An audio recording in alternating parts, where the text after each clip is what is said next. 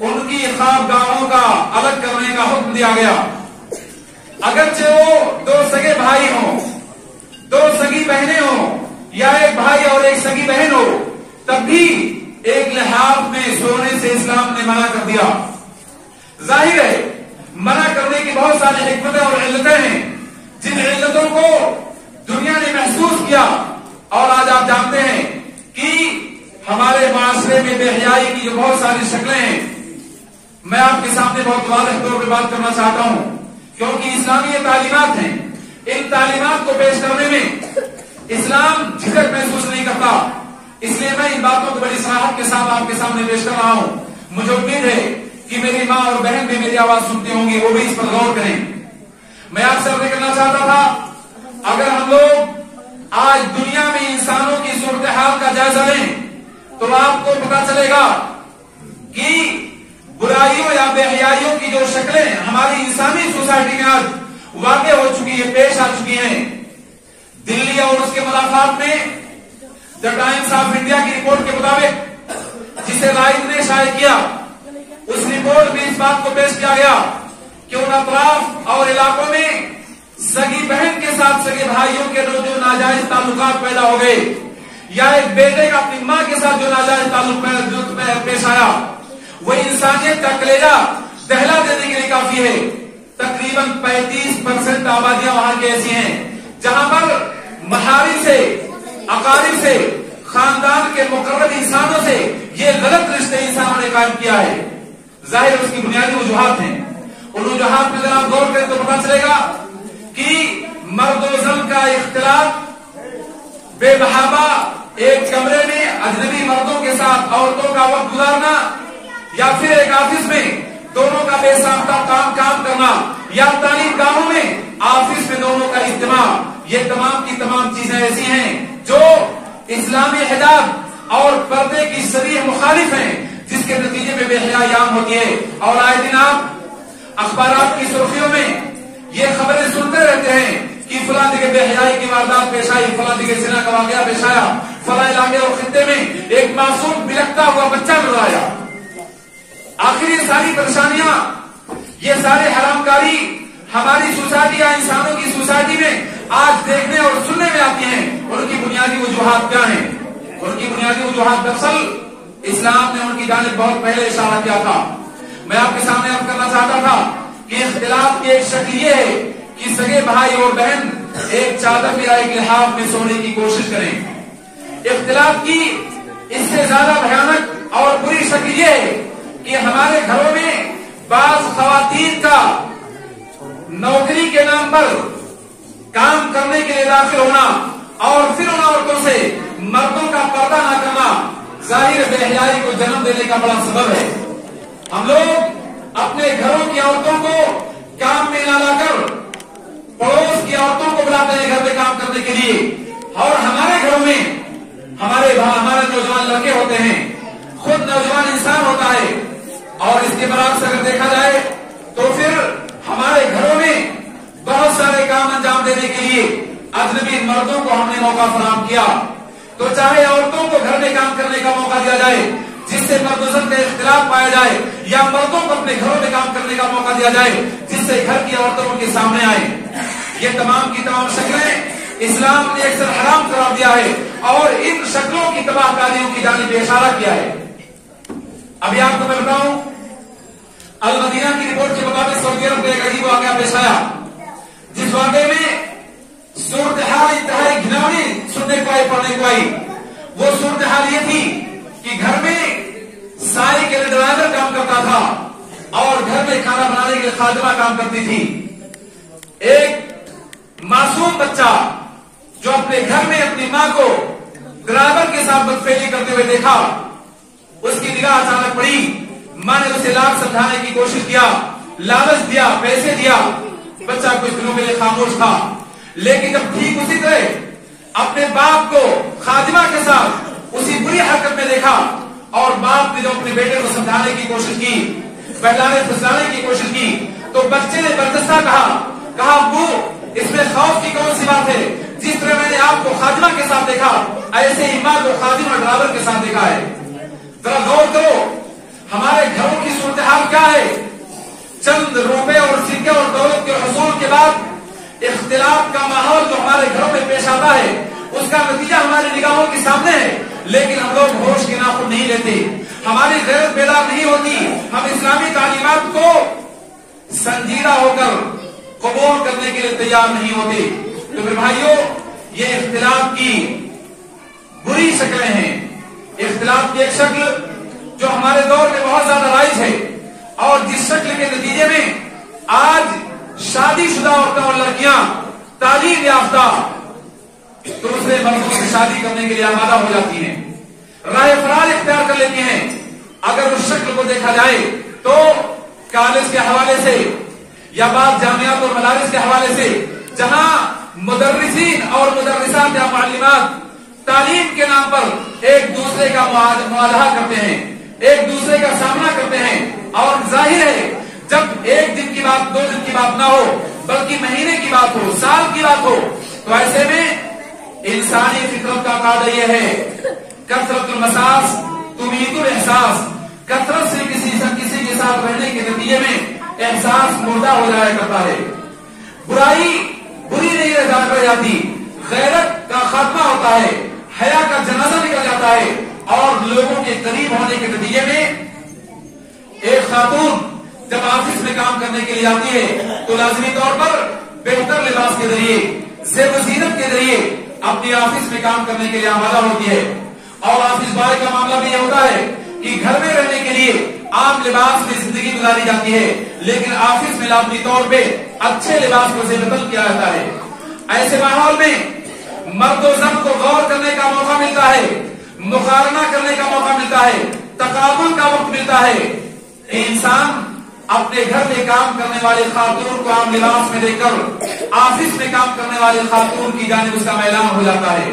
اور اسی کے برعکس مرد کے ساتھ یہ معاملہ پیش آتا ہے۔ نتیجے میں آپ جانتے ہیں کہ بہت ساری ایسی شکلیں ہمارے معاشرے میں پیش آئی جن کے نتیجے میں معصوم بچوں کی پرواہ کے بغیر ایک بے حیا انسان کسی عورت کے ساتھ شادی چپکے سے کر لیتا ہے، یا کوئی عورت چپکے سے کسی مرد کے ساتھ تعلقات قائم کر لیتی ہے۔ میرے بھائیوں، ذرا آپ غور کیجئے، کبھی اسلامی غیرت کا حالت تو یہ تھا کہ صحابی نبی صلی اللہ علیہ وسلم کے سامنے بیان کرتے تھے، اپنے غیرت کا اظہار کرتے تھے، جیسا کہ ساتھ کے واقعے سے معلوم ہوتا ہے۔ وہ کہتے ہیں اللہ کے رسول صلی اللہ علیہ وسلم، بخاری کی حدیث ہے، آپ کا کیا خیال ہے اس شخص کے بارے میں جو اپنی بیوی کو دروازے پر کھڑا ہو کر کسی اجنبی مرد سے بات کرتے ہم کلام ہوتے ہوئے دیکھے؟ اور اللہ کی قسم، اگر میں اپنی بیوی کو کسی اجنبی مرد سے ہم کلام ہوتے ہوئے دیکھ لوں تو اپنی اسی تلوار سے اس کی گردن کو قلم کر دوں گا، مجھے کوئی رحم اس کے اندر اس کے اوپر نہیں آئے گا۔ صحابہ کرام کو تعجب ہوا، ساتھ کی غیرت پر نبی نے محسوس کیا۔ اللہ کے رسول صلی اللہ علیہ وسلم نے اعلان کیا، اتعجبون من غیرت سعد وانا اغیر منہ واللہ اغیر منی لذا حرم الفواحش ما ظهر منها وما بطن۔ تمہیں سعد کی غیرت پہ تعجب ہے، میں سعد سے بڑا اور زیادہ غیرت مند ہوں، اور اللہ رب العالمین راستوں کو حرام قرار دیا، چاہے وہ ظاہری ہو یا باطنی۔ آپ کا غور کرو میرے بھائیوں اور میری بہنوں، سعد کی غیرت پر اللہ کے رسول صلی اللہ علیہ وسلم نے اپنی غیرت کا اظہار کیا، اور رب العالمین کی غیرت کے بارے میں خبر دی کہ رب العالمین مجھ سے بھی بڑا غیرت مند ہے، اسی لیے اس نے فحش کاری کے تمام راستوں کو حرام قرار دیا۔ اللہ رب العالمین نے اعلان کیا، قل انما حرم ربی الفواحش ما ظهر منها وما بطن، اے نبی اعلان کر دو کہ میرے رب نے فحش کاری کی تمام شکلوں اور راستوں کو حرام قرار دیا، چاہے وہ ظاہری ہو یا باطنی۔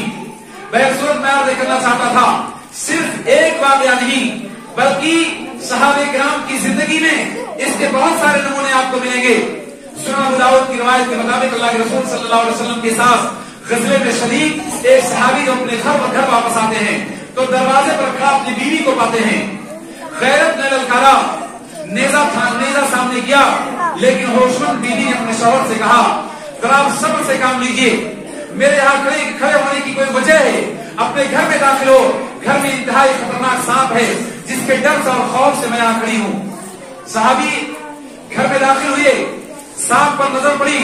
نیزے سے سانپ کو مارا اور نیزہ ہاتھ میں لے کر باہر آنے کی کوشش کی۔ راوی حدیث کہتے ہیں ہم نہیں جانتے پہلے صحابی کی موت ہوئی یا پہلے سانپ کی موت ہوئی؟ یعنی سانپ کی شکل میں جن کا وجود گھر میں تھا، جس کے خوف سے بیوی دروازے پر تھی، اور جب صحابی نے اس جن کو قتل کر دیا بغیر انتباہ کے، تو جن کے حملے کے نتیجے میں صحابی کی موت ہو گئی۔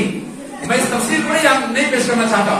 میں صرف بتانا چاہتا ہوں صحابی کی غیرت کتنی زیادہ تھی کہ اپنے بیوی کے بارے میں دروازے پر کھڑا ہو کر دیکھا، یہ بات گوارا نہ ہوئی کہ بیوی اور دروازے پر کھڑی رہے۔ میرے بھائیوں، یہ اسلامی غیرت تھی۔ لیکن آج ہماری مسلم خواتین کا عالم کیا ہے؟ شہروں میں، بازاروں میں، دکانوں پر، شاپنگ سینٹروں میں، چوراہوں پر اور نکروں میں ہماری بچیاں اور ہماری عورتیں اجتماع کرتی ہیں، ازدحام کرتی ہیں۔ ایسا ازدحام کہ دکان پر کوئی شریف انسان اگر کھڑا ہے تو اپنی شرافت کا لحاظ اگر کرے گا تو اسے دکان سے واپس آ جانا پڑے گا۔ میرے ساتھ یہ واقعہ بار بار پیش آیا کہ میں کاؤنٹر پہ کھڑا تھا، کچھ خواتین نقاب پوش آئیں اور انہوں نے رفتہ رفتہ مجھے مجبور کیا کہ میں دکان چھوڑ کے چلا جاؤں۔ ایسی صورتحال ہماری مسلم بچیوں اور مسلم خواتین کی ہو چکی ہیں، جبکہ اسلام نے بازاروں کے بارے میں تو صریح طور پہ اعلان کیا تھا، بازار شیطانوں کے مراکز ہیں، دنیا کی بری جگہیں ہیں، لیکن اس کے باوجود آج ہماری گھروں کی عورتیں بازاروں میں ازدحام کرتی ہیں۔ آپ کو میں بتاؤں گا ابھی دلائل کی روشنی میں کہ ہمارے گھروں کی خواتین کا بازاروں میں جانا یہ کتنا خطرناک ہے۔ میں نے آپ کے سامنے اختلاف کی تقریباً 5 شکلیں پیش کی ہیں، اس شکلوں کو آپ نگاہ میں رکھیے اور اس کے بعد اسلامی تعلیمات اور دلائل پہ غور کیجیے۔ اسلامی تعلیمات کا مفاد تو یہ ہے کہ عورتوں کو مسجدوں میں آنے کی اجازت دی گئی 5 وقتہ نماز کی ادائیگی کے لیے، لیکن 5 وقتہ نماز کی ادائیگی کے لیے عورتوں کو مسجدوں میں آنے کے لیے کیا قاعدہ بتایا گیا، کیا شروط متعین کی گئی؟ اگر آپ ان شروط پر غور کریں تو پتہ چلے گا کہ جب اللہ کی مقدس سرزمین مساجد میں اللہ کی عبادت کو، نماز کو انجام دینے کے لیے ایک مسلم خاتون کی شرط یہ ہے کہ وہ اپنے کچن کے لباس میں آئے، معطر ہو کر نہ آئے، زیب و زینت کے ساتھ نہ آئے، میک اپ کے ساتھ نہ آئے۔ تو ذرا آپ غور کرو، بازاروں میں اچھے زینت کے لباس کو پہن کر جانا، تعلیم گاہوں میں زیب و زینت کے ساتھ جانا، شادیوں میں میک اپ کے ساتھ شرکت کرنا، ذرا یہ باتیں کہاں سے جائز ہوں گی اور کہاں سے اسلام میں اس کی اجازت ہوگی؟ اللہ کے رسول صلی اللہ علیہ وسلم نے اعلان کیا، ایما امرات اصابت بخورا فلا تشهد معنا لشهر الاخرہ، جو عورت بھی خوشبو استعمال کر لے تو خوشبو استعمال کرنے کے بعد ہمارے ساتھ مسجد میں عشاء کی نماز پڑھنے نہ آئے۔ آپ غور کیجئے، جو عورت خوشبو استعمال کر لے وہ ہمارے ساتھ عشاء کی نماز پڑھنے آئے، مسجد میں نہ آئے۔ اللہ کے رسول صلی اللہ علیہ وسلم کی اسی معنی میں دوسری حدیث آپ ذرا سماعت کیجئے، ایما امرأۃ استعطرت ومرت برجال یجدوا ریحها فہی زانیہ، جو عورت بھی خوشبو سے معطر ہونے کے بعد مردوں سے اس کا گزر ہو،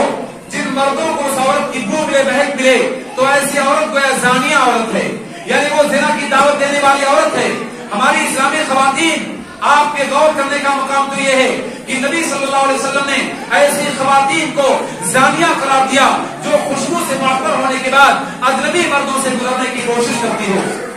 علی بن ابی طالب کے قول کو اگر اس کے ساتھ جوڑ لیا جائے، جس میں انہوں نے اپنے ساتھیوں کو خطاب کرتے ہوئے کہا تھا، بلغنی ان نساءکم یخالطن العجوز، مجھے بات معلوم ہوئی ہے کہ تمہارے گھروں کی خواتین غیر مسلم مردوں کے شانہ بشانہ یا ان سے قریب ہو کر بازاروں میں داخل ہونے کی کوشش کرتی ہیں۔ الا تغارون، کیا تمہیں غیرت نہیں آتی؟ ذرا غور کرو، علی بن ابی طالب کا کہنا، کیا تمہیں غیرت نہیں آتی کہ تمہارے گھروں کی خواتین غیر مسلم مردوں کے قریب سے ہو کر گزرتی ہیں؟ یہ اندازہ اس بات سے اندازہ آپ لگا سکتے ہیں کہ غیر مسلموں کے قریب سے ہماری مسلم خواتین کا گزرنا کتنا بھیانک جرم تھا، ہمارے غیرت کے خلاف یہ بات تھی۔ لیکن آج ایک مسلم بچی جو تعلیم یافتہ ہے، ایسی نوجوان بچی، اس کے بارے میں یہ خبر سننے کو آتی ہے کہ غیر مسلم کے ساتھ راہ فرار اختیار کر لیتی ہے، کورٹ میرج کر لیتی ہے۔ میری خواتین، میری اسلامی بہنوں، ذرا غور کرو اللہ رب العالمین کے احکام پر۔ نبی صلی اللہ علیہ وسلم کے فرمان پر اور ان خواتین کے بارے میں جن کے بارے میں اللہ رب العالمین اور اس کے رسول نے جنتی ہونے کی بشارت دی ہے. میں نے آپ کے سامنے اس قبیل کی 3 احادیث پیش کی. آئیے ذرا اسی قبیل کی اور حدیث میں آپ کو سناؤں جس میں اللہ کے رسول صلی اللہ علیہ وسلم نے صاف طور پہ اعلان کر دیا جو عورت بھی خوشبو سے معطر ہو, زینت کے لباس کو پہن کر نماز کے لیے مسجد آنا چاہتی ہو تو اللہ رب العالمین ایسی عورت کی نماز کو قبول نہیں کرتا حتی ترجع الی بیتھا وتغتسل غسل الجنابہ, یہاں تک کہ وہ عورت اپنے گھر لوٹ جائے اور گھر لوٹ جانے کے بعد غسل کر کے اپنے جسم کی خوشبو کو زائل کر لے. جس طرح جنابت کا غسل کیا جاتا ہے اسی طرح کا غسل کرنے کے بعد اپنے جسم سے خوشبو کو زائل کرنے کے بعد اسے مسجد میں آنے کی اسلام اجازت دیتا ہے. آج ذرا بلال رضی اللہ عنہ کی زندگی کا واقعہ آپ سماعت کیجیے جس میں وہ مسجد سے واپس جا رہے ہیں اپنے گھر اور ان کے راستے میں ایک باغی سے ملاقات ہوئی جس باغی نے خوشبو سے اپنے آپ کو معطر کر رکھا تھا. بلال رضی اللہ عنہ کہتے ہیں این تریدین یا امر جبار, اے جبار کی باندی تم کہاں جانے کا ارادہ رکھتی ہو؟ وہ جواب دیتی ہیں ارید المسجد, میں مسجد جا رہا نماز کو ادا کرنے کے لیے. بلال کہتے ہیں الہذا تطیبتی, کیا تم نے مسجد جانے کے لیے نماز کے لیے خوشبو سے اپنے آپ کو معطر کیا ہے؟ میں نے تو اللہ کے رسول صلی اللہ علیہ وسلم کو فرماتے ہوئے سنا ہے جو عورت بھی خوشبو سے معطر ہو کر مسجد کا رخ کرے نماز کے ادائیگی کے لیے اللہ رب العالمین اس عورت کی نماز کو قبول نہیں کرتا. ذرا غور کرو میرے بھائیو, جب مسجد میں آنا نماز کے ادائیگی کے لیے جہاں شیطانی وسوسے, شیطانی فتنے اور شیطانی فندے کمزور ہوتے ہیں, انسان کا دل اللہ کے خوف سے لبریز ہوتا ہے. اگر مسجد میں آنا خوشبو سے معطر ہو کر اسلام حرام قرار دیتا ہے تو پھر بازاروں میں شرکت جانا, شادیوں میں شرکت کرنا, الیکشن کے موقع پر ازدحام کرنا اور ہماری زندگی میں جہاں بہت سارے مواقع پر ہمارے گھروں کی خواتین شامل ہوتی ہیں وہاں کس طرح ہماری شمولیت ہونی چاہیے اس کا آپ اندازہ لگا سکتے ہو. آئیے میں بتاؤں آپ کو اسلام کا 5واں رکن حج ہے. حج کے موقع پر ایک مسلمان کے دل پر کیا تاثیر ہوتی ہے, اللہ سے وہ انسان قریب ہوتا ہے, لیکن ایسے نازک موقع پر حج کی ادائیگی کے لیے اسلام نے اپنی خواتین کو کس بات کا پابند کیا؟ ام سلمہ کو خطاب کرتے ہوئے اللہ کے رسول صلی اللہ علیہ وسلم نے کہا تھا یا ام سلمہ توفی بولائی الناس وانت راکبہ, ام سلمہ لوگوں کے پیچھے ہو کر تم طواف کرنے کی کوشش کرو, سواری پر بیٹھ کر طواف کرو. اور عائشہ صدیقہ کہتی ہیں کہ ہم طواف کے دوران جب مردوں کا سامنا ہوتا تو اگرچہ عورت کو نقاب پہننے سے منع کیا گیا احرام کی حالت میں, پھر بھی ہم لوگ اپنے چہروں کو ڈھانپ لیا کرتی تھی. یعنی ہمارے غور کرنے کی بات یہ ہے کہ اللہ رب العالمین نے اسلامی خاتون کو اس بات کا حکم دیا کہ حالت احرام میں اپنے چہرے کا برقع استعمال نہیں کرے گی. اس کے باوجود عائشہ صدیقہ کہتی ہیں کہ جب مردوں کا سامنا ہم سے ہوتا تھا تو ہم اپنے چہروں کو ڈھانپ لیا کرتی تھی, پردہ کر لیا کرتی تھی. میری بہنوں ذرا غور کرو, جب حج کی ادائیگی کے لیے اسلام نے خواتین کو اس بات کا حکم دیا کہ وہ مردوں کے پیچھے سے طواف کرنے کی کوشش کریں, پردے سے رہیں. اور فضل ابن عباس کے بارے میں آپ نے بارہا حدیث سماعت کی ہوگی جو سنن ابو داؤد میں ہے کہ فضل ابن عباس کو اللہ کے رسول صلی اللہ علیہ وسلم نے دیکھا ایک عورت کی طرف ان کی نگاہ ہے, فوراً فضل ابن عباس کے چہرے اور سر کو پکڑا, اسے پھیر دیا اور اس کے بعد اللہ کے رسول صلی اللہ علیہ وسلم نے کہا میں نے ایک جوان کو دیکھا کسی عورت کی جانب انتخاب کرتے ہوئے, مجھے ان دونوں کے بارے میں شیطان کا خوف ہوا, اسی لیے میں نے فضل کے چہرے کو موڑ دیا. اور ہم بھی جانتے ہیں کہ علی بن ابی طالب کو اللہ کے رسول صلی اللہ علیہ وسلم نے جو پاکیزہ تعلیم دی تھی اس تعلیم میں آپ نے بیان کیا تھا یا علی لا تتبع النظر بالنظر فإن لك الأولى وليس لك الثانية, اے علی اچانک تمہاری نگاہ کسی عورت پر اگر پڑ جائے تو نگاہ کو فوراً پھیر لو, نگاہ کو جمائے مت رکھو, دوبارہ نگاہ مت ڈالو, کیونکہ پہلی اچانک پڑنے والی نگاہ تو معاف ہے, لیکن نگاہ کو جما لینا, بار بار دیکھنا اور رخ کرنا یہ اسلام میں حرام قرار دیا گیا ہے. میرے بھائیو جب ان پاکیزہ نفوذ کے لیے اسلام کی پاکیزہ تعلیمات ہیں تو ہمارے دور کے انسانوں کے لیے ان تعلیمات پر عمل کرنا کتنا ضروری ہوگا اس کا آپ ان دلائل کی روشنی میں اندازہ لگا سکتے ہیں۔ میرے بھائیوں، اسی لیے اسلام نے مسلم خواتین کے لیے ضابطہ متعین کر دیا، شروط متعین کر دی۔ ان شروط کے مطابق جو عورت زندگی گزارے گی وہ انتہائی پاک باز عورت مانی جائے گی، شریف النفس عورت کہلائے گی، اللہ رب العالمین کی جنت کی مستحق بنے گی۔ میرے بھائیوں، آپ کو یہ بات معلوم ہونا چاہیے کہ آج زنا کی کثرت، آج مسلم لڑکیوں کا غیر مسلم لڑکوں کے ساتھ سرائے فرار اختیار کر لینا، اس کی جو رپورٹ ہمارے ہندوستانی ملک میں شائع کی گئی ہے وہ انتہائی مایوس کن، انتہائی حیران کن اور ہمارے کلیجے کو دہلا دینے والی ہے۔ آپ غور کرو، میں نہیں جانتا اس میں صداقت کتنی ہے، لیکن جو بات ہمارے اخباروں کی سرخیوں میں چھپتی ہے اور سوشل میڈیا کے حوالے سے ہم تک پہنچتی ہے، اس رپورٹ کے مطابق 7 یا 8 لاکھ سے زائد مسلم لڑکیاں غیر مسلموں کے ساتھ شادی کرنے میں شادی ان لوگوں نے کر لیا۔ اور اگر زنا کی واردات میں آپ کو بتاؤں تو گزشتہ بار جو ہندوستان میں زنا کی واردات کی رپورٹ شائع ہوئی، 14,03,000 سے زائد ہمارے اس ملک میں زنا کی واردات پیش آئی ہے، جو تھانے تک یا کچہری اور کورٹ تک پہنچی ہے۔ اور جو واردات تھانے تک نہیں پہنچی یا کورٹ تک نہیں پہنچی، میں یقین کے ساتھ کہہ سکتا ہوں اس سے کہیں زیادہ ہے۔ اب آپ غور کرو، اتنی بھیانک صورتحال ہمارے اس ملک میں ہماری سوسائٹی کی ہے، اس سے آپ اندازہ کرو کہ ہمارے اوپر رب العالمین کا اگر عذاب نہیں آئے گا تو کیا آئے گا۔ اللہ کے رسول صلی اللہ علیہ وسلم نے تو اپنی حدیث میں صاف طور پہ اعلان کر دیا تھا، بخاری کی روایت کے مطابق جس کے راوی ابن عمر ہے، ما ظہرت الفاحشہ فی قوم قط حتی یعلن بہا الا اللہ فیہ مطاعون۔ جس قوم میں بے حیائی کی کثرت ہو جائے، اعلان ہو جائے، ایسی قوم پر اللہ رب العالمین طاعون جیسی مہلک بیماریاں مسلط کرتا ہے۔ اور صرف طاعون ہی نہیں بلکہ اللہ کے رسول صلی اللہ علیہ وسلم نے حدیث میں بیان کیا، ایسی نئی نئی بیماریاں جن بیماریوں کو ہمارے آبا اور اجداد نے سنا بھی نہیں ہوگا۔ آج آپ جانتے ہیں معاشرے میں کتنے افراد ایسے ہیں جن کو ایڈز کی بیماری ہوتی ہے، کینسر کی بھیانک بیماری ہوتی ہے، اور بہت ساری مہلک بیماریاں جن بیماریوں میں مبتلا ہونے کے بعد اس انسان کی موت کا لوگ انتظار کرتے ہیں۔ میرے بھائیوں، میرے عرض کرنے کا مطلب یہ ہے کہ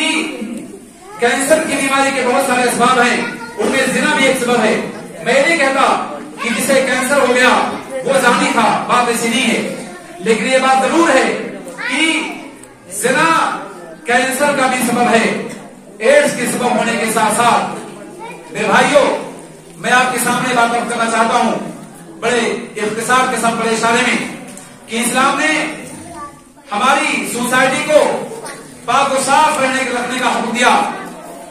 پاک باز انسان، پاک باز خواتین یہی اسلام کی صحیح ترجمانی کر سکتی ہیں،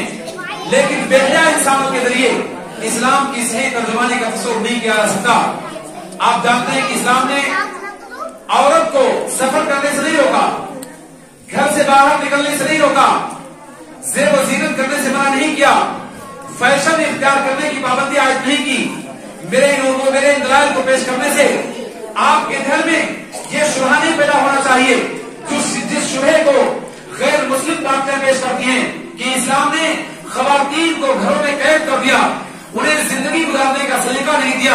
انہیں زندگی گزارنے کے حق سے محروم کر دیا۔ بات ایسی نہیں ہے۔ اللہ رب العالمین جو مرد و زن کا خالق ہے، اس نے اپنے بندوں کو جس نے زندگی گزارنے کا حق دیا، اسی طرح خواتین اسلام کو بھی زندگی گزارنے کا حق دیا ہے، لیکن دونوں کے دائرہ کار کو الگ الگ بیان کیا، دونوں کے حقوق کی تائید کی، اور ہر ایک کو اپنے دائرے میں رہ کر زندگی گزارنے، آزادی حاصل کرنے کا حق دیا۔ عورت کے بارے میں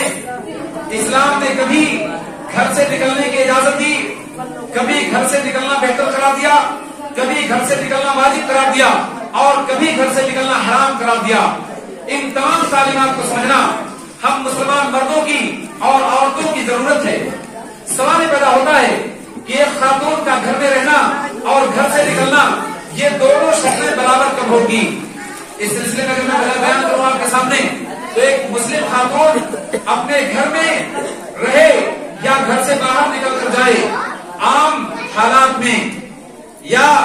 مسجد میں نماز کی ادائیگی کے لیے، لیکن اسلام اس بات کو بھی بیان کرتا ہے کہ اس کا اپنے گھر میں نماز پڑھنا مسجد میں نماز کے لیے حاضری سے بہتر ہے. جیسا کہ ام عطیہ کے سوال میں اللہ کے رسول صلی اللہ علیہ وسلم نے کہا تھا،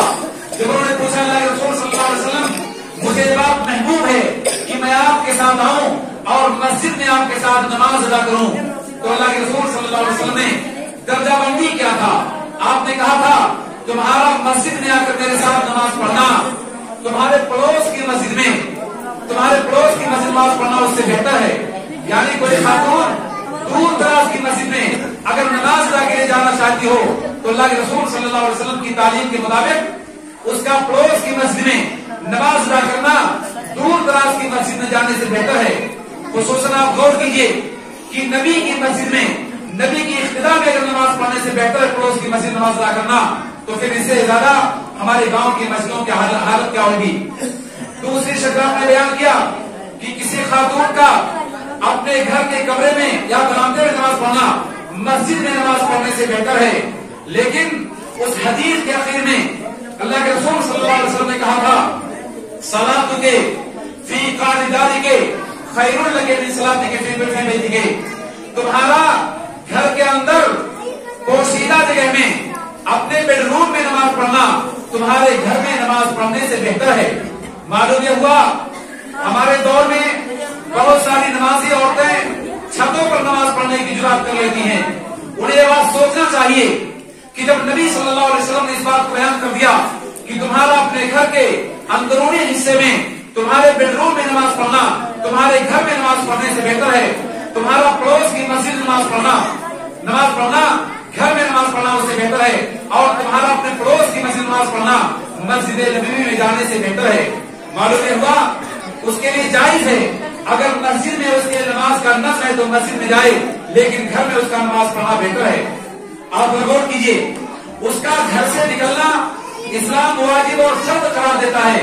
اور اگر وہ گھر سے نہ نکلے تو گنہگار مانی جائے گی. لیکن سوال یہ پیدا ہوتا ہے ایک خاتون اسلام کا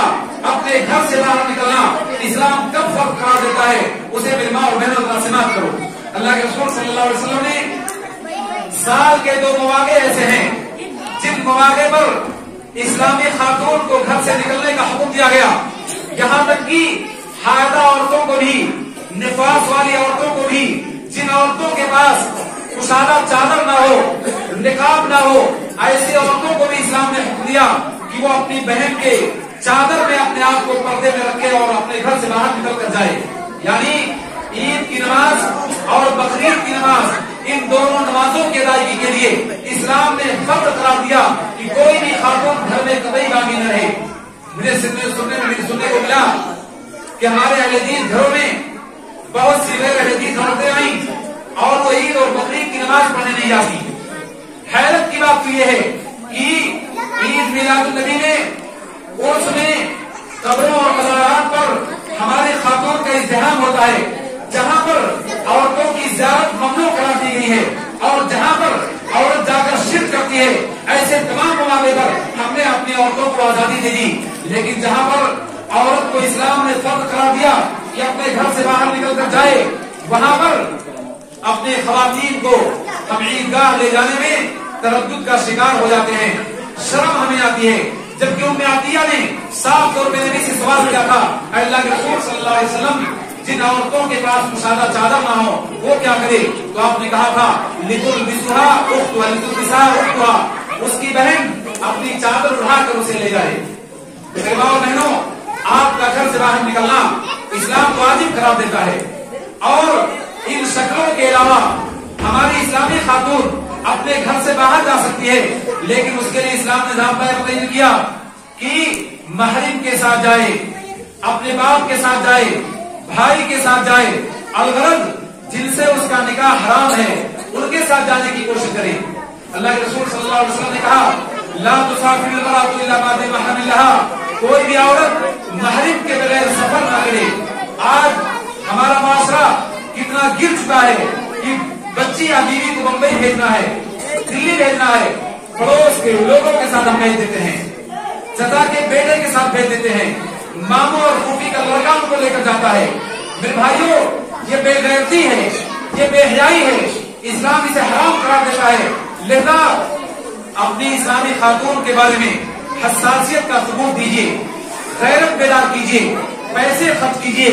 अपना वक्त दीजिए, क्योंकि आपके वक्त और आपके पैसे की ज्यादा मुस्तहिक आपकी बेटी है, आपकी बीवी है, आपकी माँ और घर की खवातीन है। लिहाजा अपना वक्त, अपना पैसा इन चीजों में खर्च करने की कोशिश करो। मेरे भाइयों, आज हमारा माशरा तालीम के नाम पर, इम्तिहान के नाम पर अपनी बच्चियों को दूर दराज रिश्तेदारों और दोस्तों के घरों में रख देते हैं, जबकि इस्लाम ने किसी भी औरत के लिए अजनबी जगह पर रात गुजारने से सख्ती से मना कर दिया। अल्लाह के रसूल सल्लल्लाहु अलैहि वसल्लम ने कहा, अय्युमा इम्रातिन नज़अत सियाबहा फी गैरि बैति ज़ौजिहा औ महरम लहा इल्ला वक़द हतकत सित्र मा बैनहा व बैन अल्लाह। जो औरत भी किसी ऐसी जगह अपने कपड़े को उतारने की कोशिश करे जो उसके शौहर का घर ना हो, बाप का घर ना, महरिम का घर ना हो, यहाँ कपड़े निकालने से बड़ा ये है कि सोने के लिए आमतौर पर औरतें और मर्द अपने कपड़े को चेंज करती हैं। तो अगर सोने के लिए कोई औरत अजनबी घर में अपना कपड़ा चेंज करती है या वहां रात गुजारती है, तो ऐसी खातून के बारे में नबी सल्लल्लाहु अलैहि वसल्लम की हदीस में बयान करती है कि उस औरत ने गोया अपने और रब के बीच जो हिजाब था उसे तार-तार कर दिया।